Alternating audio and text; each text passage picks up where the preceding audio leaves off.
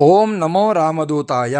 సహజంగా చాలా ఎక్కువ మందికి జున్ను అనేటువంటిది చాలా ఇష్టంగా తింటూ ఉంటారు. కానీ ఈ జున్ను తినడము తినకూడదము అనేటువంటిది శాస్త్రం ఏం చెప్తుందో తెలుసుకుందాం. శాస్త్ర ప్రకారంగా జున్ను అనేటువంటి పదార్థము మనం ఎవరం కూడా తినకూడదు. దానికి కారణం మనకేదైనా నష్టం జరుగుతుందని కాదు, అప్పుడే ఈ ప్రపంచంలోకి వచ్చినటువంటి దూడలకి సరైన పోషణ లభించదని. పశువులు ఈనిన తర్వాత మొదటి 10 రోజులు వాటి పాలల్లో దూడలకి విశేషమైనటువంటి పోషక పదార్థాలు కలిగి ఉంటాయి. ఆ పాలని దూడలు మాత్రమే త్రాగడం వల్ల అవి బలంగా పెరుగుతూ ఉంటాయి. పశువులు ఆరోగ్యంగా ఉంటే లాభాలు మనకే కదా. మన పనులు సజావుగా సాగటమే కాక పశు సంపద కూడా ఆరోగ్యకరంగా వృద్ధి అవుతుంది. ఆ పాలజున్ను మనం తినడం వల్ల ఆ పోషక పదార్థాలు దూడలకి అందవు. అవి బలహీనపడమే కాక వాటి సంతతి కూడా బలహీనంగానే ఉంటుంది. దానితో మనం బలమైనటువంటి పశు సంపదని నష్టపోతాము. మనము కొంచెము భూతదయ చూపించి అనేక పోషక పదార్థాలు,